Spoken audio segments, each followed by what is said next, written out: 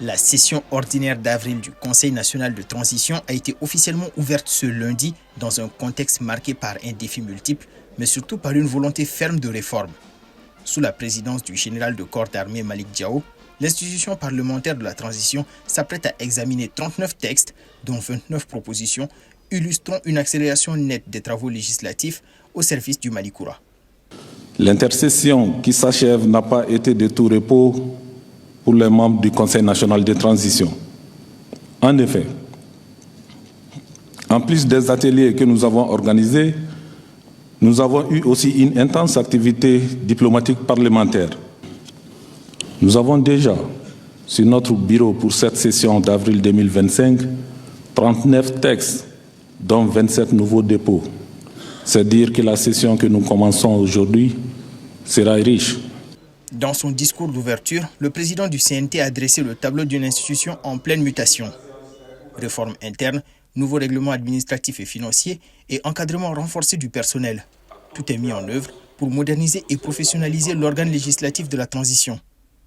Cette session d'avril se veut ainsi un tournant décisif axé sur l'adoption de lois structurantes en matière de finances publiques, d'environnement, de paix et de gouvernance. Le Conseil national de transition a volontairement consenti à l'abandon de certains avantages.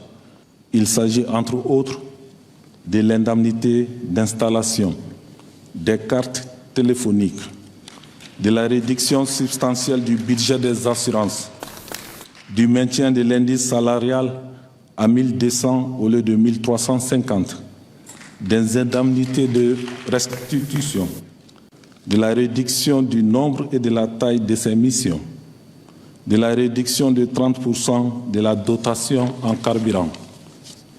En plus des règlements administratifs et financiers, le Bureau du Conseil national de transition, lors de sa réunion du 28 janvier 2025, a donné son quitus pour l'application du règlement intérieur du personnel après sa validation par la Direction régionale du travail.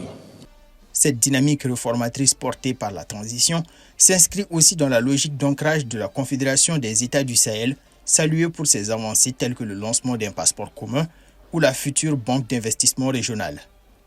Si les tensions régionales, notamment avec l'Algérie, restent vives, le CNT appelle à l'unité nationale et à la mobilisation collective pour faire du Mali un modèle de résilience et de refondation.